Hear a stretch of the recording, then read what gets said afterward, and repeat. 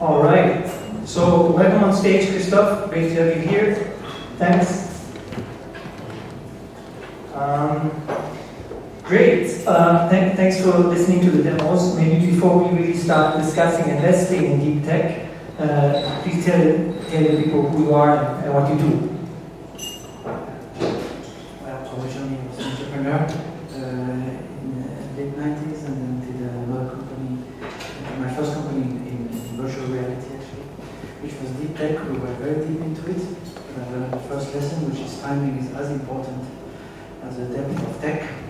And then I did another company in digital maps, which became Nokia here, that now belongs to the German car industry. And since then, I've been investing in early stage companies. And how much of that investment goes to, what? Maybe an algorithm. Usually, it's like one or two people in a team that are just on top of what they're doing. And I remember in our case, when we did digital maps, we had one engineer who had come up with a patent to zoom in and out of maps, basically to generate maps in real time, which means we were able to do maps on smartphones. We could go zoom in and out. And out of that, basically a whole company was born. It was really one engineer and one algorithm. 5 years down the road, you had maybe 10 companies that were using the same or similar algorithm. So one has to be, as humble as possible when defining the tech. I mean, we have mics now. It's very advanced. So when we think about this as investors ourselves, I think there's maybe two ways of categorizing this first, right? I think there's companies where it's deep technology from the inside and the outside, right? So I'm sure Deep Stream Hub is not something where it's not your wife is probably not going to be in danger of starting to use it in the evening. And on the other hand, I think there's a lot of companies, something like Pete, right, where I think it is deep tech very clearly, but for the farmer using it, I mean, the idea is to make it so seamless that he doesn't have the feeling that you need a double PhD to use it, right? So how do you, the way we oftentimes label this is we think about, vertical applications in specific industries and some like enabling horizontal tech. Do you do both? Are you keen on one more than the other? Or is that the framework that works for you?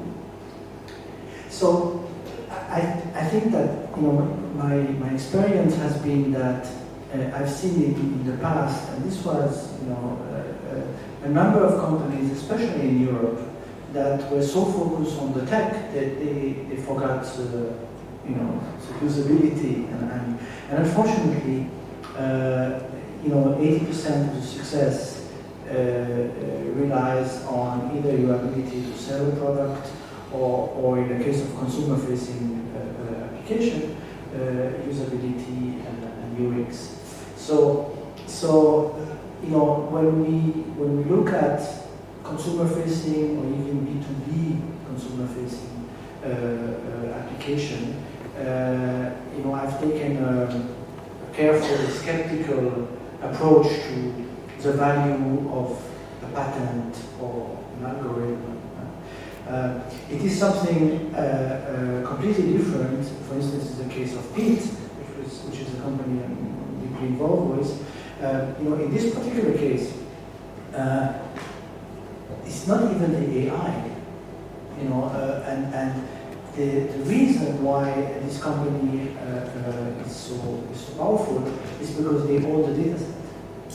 Because AI is a very good example of a field where I would be very afraid to compete on the basis of AI algorithm, because the people you compete with have tenfold the number of engineers that you're able to put to the problem.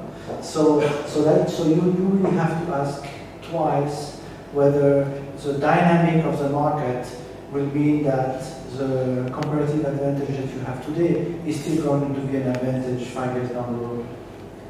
But that I think is, specifically in any kind of vertical, right? Where you look for applications where the power is, when you speak about data assets, right? I mean, this is always a function of usage, right?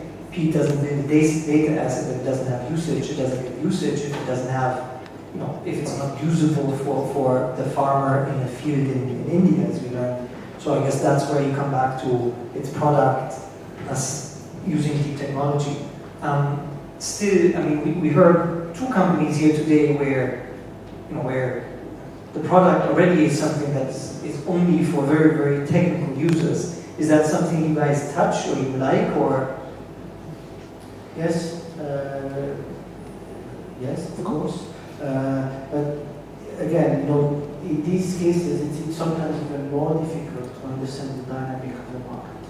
If you're doing API-centric business, meaning you have to convince other people to use it, and if you invest in very early stage, then you don't yet have the proof of the dynamic of the community built around the system. So that makes this decision difficult to take. So trying to make this tangible for people on Facebook listening or people in the audience here who might want to come speak to you later for their company. What are a set of criteria that you guys use when it doesn't have to be necessarily deep tech, but let's focus on more deeper tech stuff for this panel. I mean, what's the checklist that you have in your mind that you go through when you're like, I'm just going to spend more time on it. I'm not talking investment decision yet. Just what are the things that come to mind? You could draw a matrix, with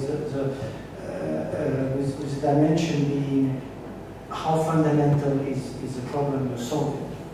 I'm involved in a company that is dealing with water quality, and this is a fundamental problem to solve for humanity, and therefore you can see the necessity. You can take a bigger leap of faith. I'm involved in a number of companies that deal with health and digital health. Usually this company takes longer to mature and go to market and to have an impact. But the effect is all the more relevant, and therefore you can afford to have a higher level of insecurity of security when you engage. And when you think about the teams and the composition of teams, what we think or what we see a bit 5, 6, 7 years ago, a lot of the bigger success stories from Berlin were the typical founding setup was 2 WHU students, they go see Oliver Santa, they start something that was proven in the US, and this always sounds as if it's easy. It's not easy at all. It's very hard to actually build these gigantic companies. But still, it was a certain profile of person that I think you needed to execute, kind of try to execute somebody else's game plan. I think for a lot of these companies, this is a bit different, right? For all the 4 companies that we heard tonight, there probably isn't like a role model that you can just follow. It's not an execution game. So what do you need in terms of teams to have a credible shot at one of these gigantic markets that you just mentioned? Without being generic, I mean, I think that you need a combination of deep tech understanding, but also a willingness to engage with, outside of the comfort zone, and which in this case could have to do with selling and promoting the company we referred to. They had taken the model uncertainty out of the equation. That's why you could focus on the execution. When you're still searching for something to solve and how to solve it, and you need to have both. I believe that the very good news in the ecosystem is that consumer models. I spent quite a bit of time on this, with universities, and in the past it was actually quite hard to convince researchers and to actually get out of the comfort zone, and they were getting grants and doing more and more, and in order to go out and actually market something.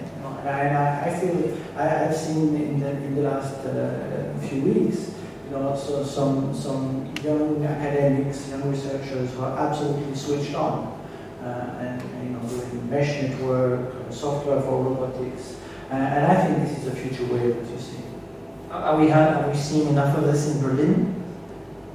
Well, I mean, the strength of Berlin now is that's very easy to come to, and we did convince Simone to move from charming Hanover to Berlin, and I think that Silicon Valley was built by people coming from abroad, and we have enough of a critical mass now that it actually does. It is a very rational choice to come here to build your business, because you will find engineer for specific issues you want to solve.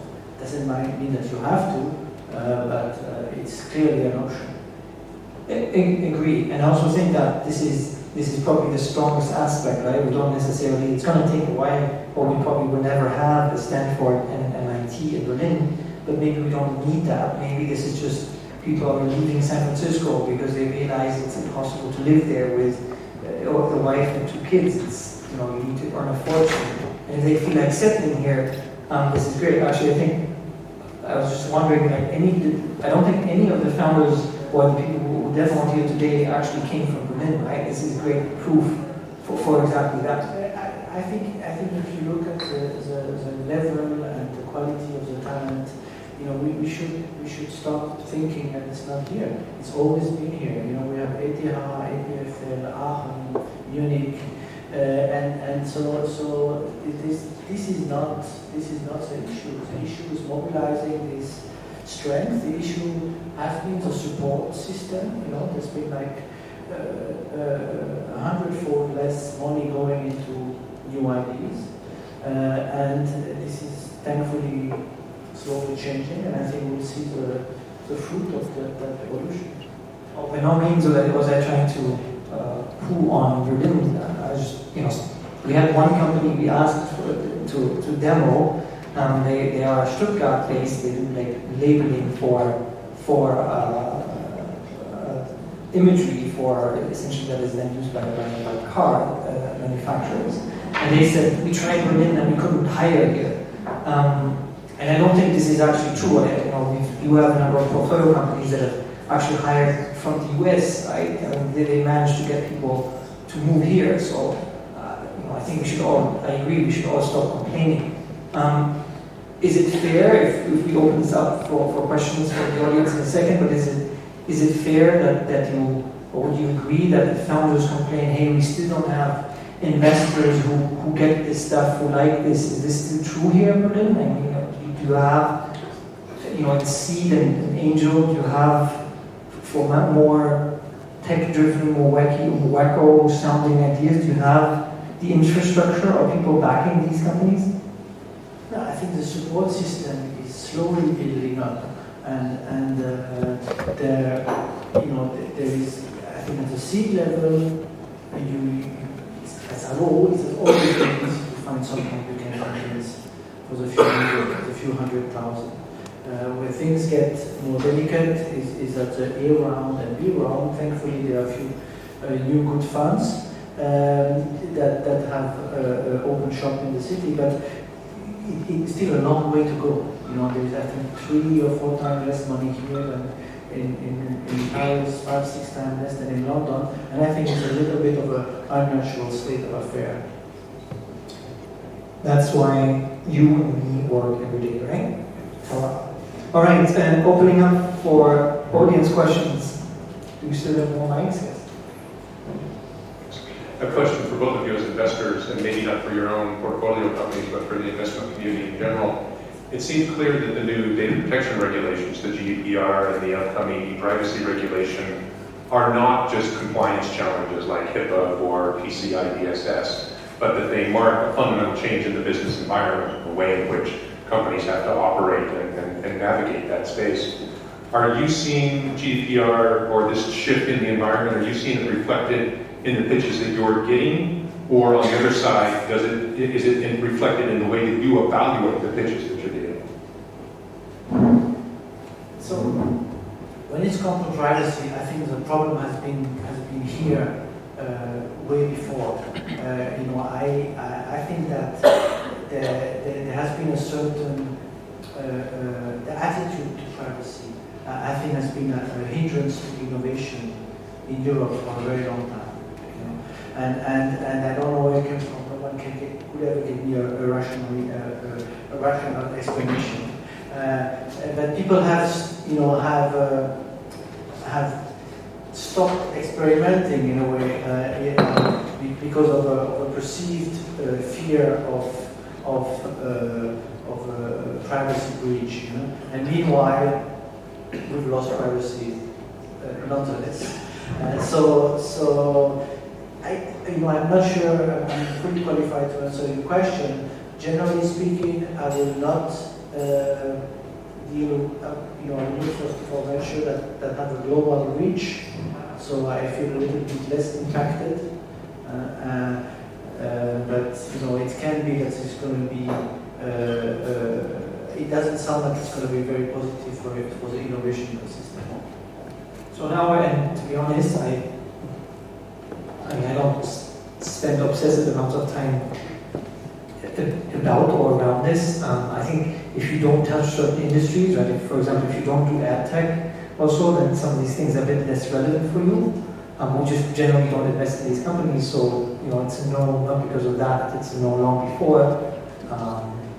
And then also, I think sometimes, to be honest, this is not going to be a very qualified political comment, but still, you have people in Germany particularly obsessing about Datenschutz, yeah? Why their 16-year-olds publish, their family life on Facebook. You're like, this is not, what are you fighting for? Yeah, your kids have voted themselves what they do. And I don't think the answer to that is, yeah, but then goes use Snapchat. More questions?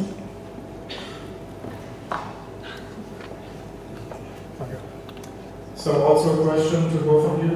Do you think there's a tech bubble? A tech bubble? No, not at all. I honestly think that in many fields that I deal with, that on the contrary, especially in Europe, people underestimate the impact of technology on our lives. It's maybe a lack of memory, since we don't remember where we were 10 years ago, pre-smartphone. But it's also sometimes a lack of interest, in particular in society in general. So I feel that is in a way something that we need to work on to understand that tech and entrepreneurship is something that we need to embrace if a country wants to stay competitive and if society wants to shape its own destiny. Also to that, fully agree. I think the order usually comes from someone using something that's a bit ahead of the market, but not something no one else can use, and they figure out a smart way of applying it, and they start seeing adoption and start collecting data on that, and then the defensibility, the unfair advantages that as if company X has been doing something like Pete for 4, 5, 6 years, and they have 5 billion pictures. The unfair advantage is that you have built that data asset that is very hard for anyone else to build.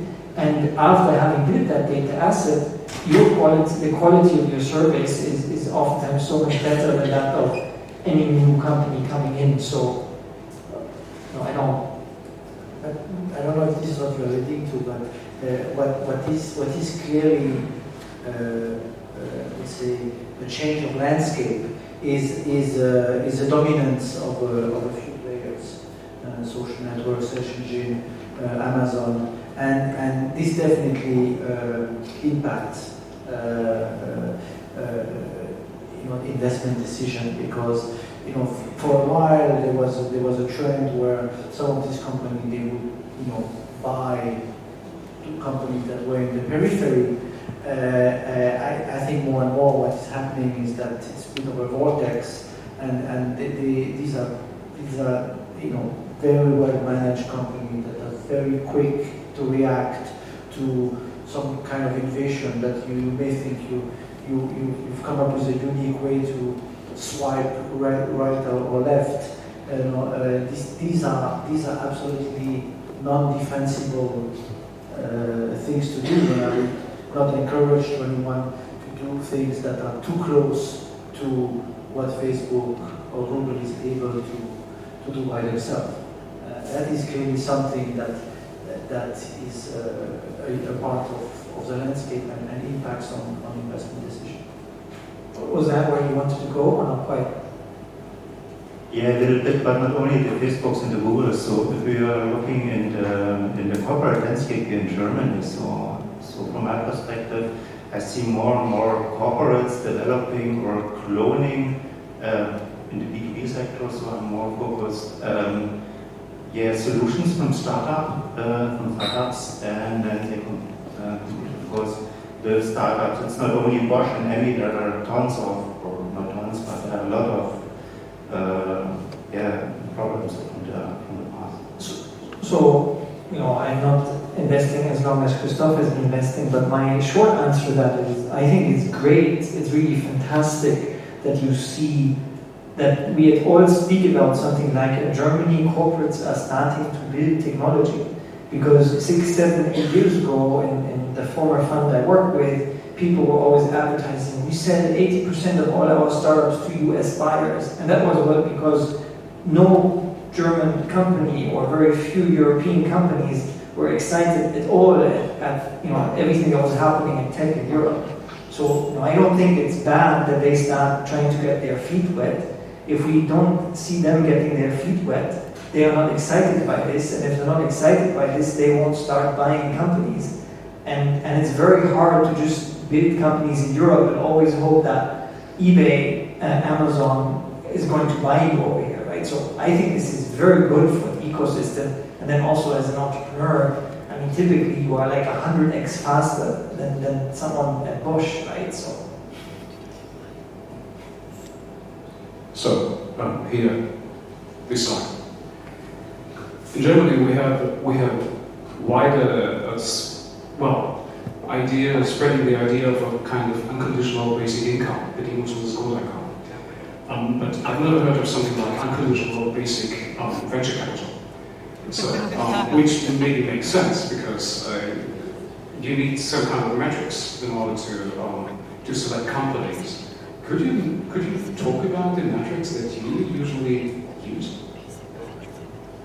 First, I want to talk about unconditional basic income because that's an awesome idea, and the one that really merits to be championed. And in a way, I think unconditional basic income, if you believe in the fact that people want to invent, want to create, is in a way spread out venture capital. Right? So I think this is very much an idea worth encouraging. I think I forgot the question. There should be universal access to venture capital, universal basic venture capital access. Everybody wants to start a company, goes buy the standard angel, 100,000 euros, and off you go. No, the question is, what metrics do you have? Because you choose companies, and you choose companies based on some qualities that they offer. Yeah, but do you have the kind of standard metrics that you use? No, other people may have it, but I think this is something you will not be able to industrialize, and in my knowledge, automatic spreading of money has always failed. And you know what an investor, venture capitalist does is to embrace the vision of the founder and actually understand and being able to project himself in the future, and then after that help as much as possible and encourage. And it's I don't think it will ever become a science. I agree, and I think that's enough for tonight because I know people are getting tired and bored if we sit too long here. Thank you so much for coming. This is really great. Thanks for your questions. Feel free to give feedback via the Meetup platform. If you are building something that you would like to demo, also reach out. You know, this is open for everyone. Thank you so much, Christophe, for doing this. And yeah.